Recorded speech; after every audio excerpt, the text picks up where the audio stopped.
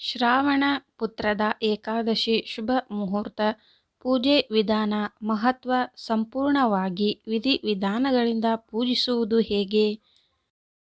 ಶ್ರಾವಣ ಮಾಸದ ಏಕಾದಶಿ ವ್ರತವನ್ನು ಶ್ರಾವಣ ಪುತ್ರದ ಏಕಾದಶಿ ಎಂದು ಆಚರಿಸಲಾಗುತ್ತದೆ.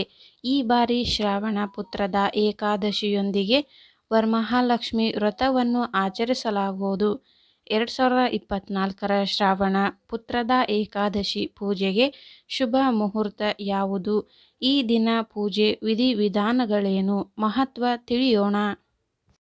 ವಿಷ್ಣು ದೇವನ ಭಕ್ತರು ಶ್ರದ್ಧಾ ಭಕ್ತಿಯಿಂದ ಆಚರಿಸುವ, ವಿಷ್ಣು ದೇವನಿಗೆ ಪ್ರಾರ್ಥನೆಯನ್ನು ಸಲ್ಲಿಸುವ ಮತ್ತು ಆತನಿಂದ ಆಶೀರ್ವಾದವನ್ನು ಪಡೆದುಕೊಳ್ಳುವ ಅತ್ಯಂತ ಪವಿತ್ರವಾದ ದಿನವೇ ಏಕಾದಶಿ ಆಗಿದೆ.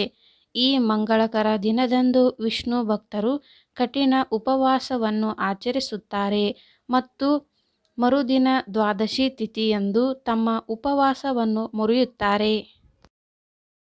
ಏಕಾದಶಿಯು ಶುಕ್ಲ ಪಕ್ಷ ಮತ್ತು ಕೃಷ್ಣ ಪಕ್ಷ ಹೀಗೆ ತಿಂಗಳಲ್ಲಿ 2 ಬಾರಿ ಬರುತ್ತದೆ. ಶ್ರಾವಣ ಮಾಸದಲ್ಲಿ ಬರುವ ಪುತ್ರದ ಏಕಾದಶಿಯನ್ನು ಶ್ರಾವಣ ಪುತ್ರದ ಏಕಾದಶಿ ಎಂದು ಕರೆಯಲಾಗುತ್ತದೆ. ಈ ವರ್ಷ ಶ್ರಾವಣ ಪುತ್ರದ ಏಕಾದಶಿಯು ಶ್ರಾವಣ ಮಾಸದ ಶುಕ್ಲ ಪಕ್ಷದ 11ನೇ ದಿನದಂದು ಅಂದರೆ ಆಗಸ್ಟ್ 16ರಂದು ಆಚರಿಸಲಾಗುತ್ತದೆ. ಇದರ ಕುರಿತು ಸಂಪೂರ್ಣ ಮಾಹಿತಿ ತಿಳಿಯೋಣ. ಶ್ರಾವಣ ಪುತ್ರದ ಏಕಾದಶಿ ಶುಭ ಮುಹೂರ್ತ. ಏಕಾದಶಿ ತಿಥಿ ಆರಂಭ ಆಗಸ್ಟ್ 15ರಂದು ಬೆಳಗ್ಗೆ 10:26ರಿಂದ. ಏಕಾದಶಿ ತಿಥಿ ಮುಕ್ತಾಯ ಆಗಸ್ಟ್ 16ರಂದು ರಾತ್ರಿ 9:39ರವರೆಗೆ.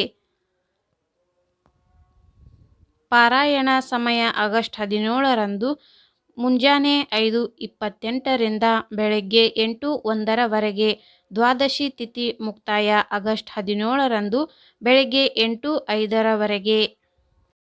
ಶ್ರಾವಣ ಪುತ್ರದ ಏಕಾದಶಿ ಮಹತ್ವ. ಶ್ರಾವಣ ಪುತ್ರದ ಏಕಾದಶಿಯು ಹಿಂದೂಗಳಲ್ಲಿ ದೊಡ್ಡ ಧಾರ್ಮಿಕ ಮತ್ತು ಆಧ್ಯಾತ್ಮಿಕ ಮಹತ್ವವನ್ನು ಹೊಂದಿದ ದಿನವಾಗಿದೆ. ಜನರು ಏಕಾದಶಿ ತಿಥಿಯಂದು ಕಟ್ಟುನಿಟ್ಟಾದ ಉಪವಾಸವನ್ನು ಆಚರಿಸುತ್ತಾರೆ ಮತ್ತು ಮರುದಿನ ದ್ವಾದಶಿ ತಿಥಿಯಂದು ತಮ್ಮ ಉಪವಾಸವನ್ನು ತ್ಯಜಿಸುತ್ತಾರೆ. ಈ ತಿಥಿಯಲ್ಲಿ ಉಪವಾಸ ವ್ರತ ತ್ಯಜಿಸುವುದು ಅತ್ಯಂತ ಮಂಗಳಕರವೆಂದು ಪರಿಗಣಿಸಲಾಗುತ್ತದೆ. ಪ್ರತಿಯೊಂದು ಏಕಾದಶಿಯು ತನ್ನದೇ ಆದ ಕಥೆ ಮತ್ತು ಮಹತ್ವವನ್ನು ಹೊಂದಿದೆ. ಶ್ರಾವಣ ಪುತ್ರದ ಏಕಾದಶಿ ವ್ರತವನ್ನು ಆಚರಿಸುವುದರಿಂದ ಪುತ್ರ ಸಂತಾನವನ್ನು ಪಡೆಯಬಹುದು ಎನ್ನುವ ನಂಬಿಕೆ ಇದೆ ಹಾಗೂ ಈ ವ್ರತವನ್ನು ಮಾಡುವುದರಿಂದ ವಿವಾಹಿತರಿಗೆ ಸಂತಾನ ಕೂಡ ಪ್ರಾಪ್ತವಾಗುವುದು. ಶ್ರಾವಣ ಪುತ್ರದ ಏಕಾದಶಿ ಪೂಜೆ ವಿಧಾನ. ಈ ದಿನ ಮುಂಜಾನೆ ಬೇಗ ಎದ್ದು ಸ್ನಾನ ಮಾಡಬೇಕು. ಈ ಉಪವಾಸವನ್ನು ದೃಢ ಭಕ್ತಿಯಿಂದ ಆಚರಿಸಲು ಸಂಕಲ್ಪವನ್ನು ತೆಗೆದುಕೊಳ್ಳಬೇಕು. ಕೃಷ್ಣನ ವಿಗ್ರಹವನ್ನು ಇರಿಸಿ ದೀಪವನ್ನು ಬೆಳಗಿಸಿ ಹೂವುಗಳು, ತುಳಸಿ ಎಲೆ, ಪಂಚಾಮೃತ ಮತ್ತು ಸಿಹಿ ತಿಂಡಿಗಳನ್ನು ಅರ್ಪಿಸಿ. ಭಕ್ತರು ಸೂರ್ಯಾಸ್ತದ ಮೊದಲು ಸಂಜೆ ಪೂಜೆಯನ್ನು ಮಾಡಬೇಕು ಮತ್ತು ಭಗವಾನ್ ಕೃಷ್ಣನಿಗೆ ಭೋಗವನ್ನು ನೀಡಬೇಕು. ಕೃಷ್ಣನ ಮಹಾಮಂತ್ರವನ್ನು, ವಿಷ್ಣು ಸಹಸ್ರನಾಮವನ್ನು, ಶ್ರೀಹರಿ ಸ್ತೋತ್ರವನ್ನು ಪಠಿಸಬೇಕು. ಭಗವಾನ್ ವಿಷ್ಣುವಿಗೆ ಕೊನೆಯಲ್ಲಿ ಆರತಿಯನ್ನು ಮಾಡಿ. ವ್ರತದ ಹಸಿವು ತಾಳಲಾಗದವರು ಈ ದಿನ ದೇವರ ಪ್ರಸಾದವನ್ನು ತೆಗೆದುಕೊಳ್ಳಬಹುದು. ಪ್ರಸಾದವನ್ನು ಕಲ್ಲುಪ್ಪಿನಿಂದ ತಯಾರಿಸಬೇಕೆಂಬುದನ್ನು ಗಮನದಲ್ಲಿಟ್ಟುಕೊಳ್ಳಿ. ಭಕ್ತರು ಆಶೀರ್ವಾದ ಪಡೆಯಲು ಶ್ರೀಕೃಷ್ಣ ದೇವಸ್ಥಾನಕ್ಕೆ ಹೋಗಿ ಬರಬಹುದು. ಶ್ರಾವಣ ಪುತ್ರದ ಏಕಾದಶಿಯಂದು ಏನು ಮಾಡಬೇಕು, ಏನು ಮಾಡಬಾರದು?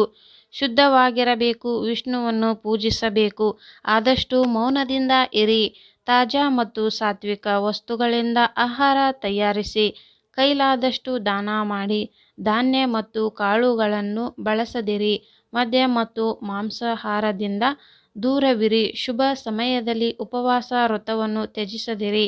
ಜಗಳ, ಮನಸ್ತಾಪ ಇತ್ಯಾದಿಗಳಿಂದ ದೂರವಿರಿ. ಈ ಮಾಹಿತಿ ನಿಮಗೆ ಇಷ್ಟವಾದಲ್ಲಿ ಒಂದು ಲೈಕ್ ಮಾಡಿ ಹಾಗೂ ಸಬ್ಸ್ಕ್ರೈಬ್ ಮಾಡಿಕೊಳ್ಳಿ. ಇಂತಹ ಯೂಸ್ಫುಲ್ ವಿಡಿಯೋದೊಂದಿಗೆ ಮತ್ತೆ ಸಿಗೋಣ. ಈ ವಿಡಿಯೋ ಕೊನೆತನಕ ನೋಡಿದ್ದಕ್ಕೆ ನಿಮಗೆಲ್ಲರಿಗೂ ಧನ್ಯವಾದಗಳು.